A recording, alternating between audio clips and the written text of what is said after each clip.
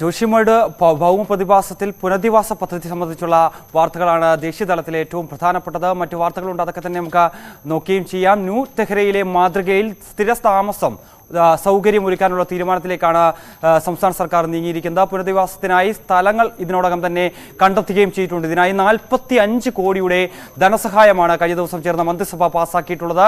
കൂടാതെ 6 മാസത്തേക്ക് 5000 രൂപ മാസവാടക തുക നൽകാനും തീരുമാനമായിട്ടുണ്ട്. കൂടാതെ ഈ 6 മാസത്തെ വൈദ്യുതി, വെള്ളം എന്നിവയുടെ ബില്ല് ഇവർക്ക് ഒഴിവാക്കി നൽകും. കൂടാതെ ലോൺ EMI നിന്ന് 1 വർഷത്തെ മൊറട്ടോറിയവും പ്രഖ്യാപിക്കുകയും ചെയ്തിട്ടുണ്ട് കഴിഞ്ഞ ദിവസത്തെ മന്ത്രിസഭാ യോഗം. ഇതിനിടെ ജോഷിമഠ് ഭൗമ പ്രതിഭാസത്തിൽ ആശങ്കപ്പെടുത്തുന്ന കണ്ടെത്തലുമായി ISRO രംഗത്ത് വന്നൊരു പശ്ചാത്തലമുണ്ട്. അതിവേഗം ഭൂമി ഇടിഞ്ഞതിന്റെ ഫലമായി ജോഷിമഠ് നഗരം മുഴുവൻ മുങ്ങാമെന്നുള്ളൊരു കണ്ടെത്തലാണ് ISROയുടെ ഭാഗത്തു നിന്നും വരുന്നത്. എന്തായാലും വലിയ ആശങ്കാജനകമായിട്ടുള്ള സ്ഥിതിവിശേഷത്തിലൂടെ തന്നെയാണ് ജോഷിമഠ് കടന്നു പോകുന്നത് തന്നെ വേണം നമുക്ക് ഈ ഒരു ഘട്ടത്തിൽ വിശേഷിപ്പിക്കാൻ. അതോടൊപ്പം തന്നെ മറ്റൊരു പ്രധാനപ്പെട്ട വാർത്ത, ഹിമാചൽ പ്രദേശിൽ ഭൂചലനം ഉണ്ടായി എന്നുള്ളത് തന്നെയാണ്. ഉത്തരേന്ത്യയിൽ പല ഭാഗത്തും പല മേഖലയിലും ഭൂചലനം ഉണ്ടാകുന്നത് വലിയ ആശങ്കകൾക്കിടയാക്കുന്നുണ്ട്. കഴിഞ്ഞ ദിവസം ഉത്തരകാശിയിലും ഇത്തരത്തിൽ ഭൂചലനം ഉണ്ടാകുന്നു. ഹിമാചൽ പ്രദേശിൽ ഇന്ന് പുലർച്ചയോടെ ഉണ്ടായിട്ടുള്ള ഭൂചലനത്തിൽ 3.2 റിക്ടർ സ്കെയിൽ തീവ്രത രേഖപ്പെടുത്തിയിട്ടുണ്ട്. മറ്റൊരു പ്രധാനപ്പെട്ട വാർത്ത, തെലങ്കാനയിൽ BJP കരുത്തുകൂട്ടാൻ അമിത്ഷാ നേരിട്ടെത്തുന്നു എന്നുള്ളത് തന്നെയാണ്. ഈ മാസം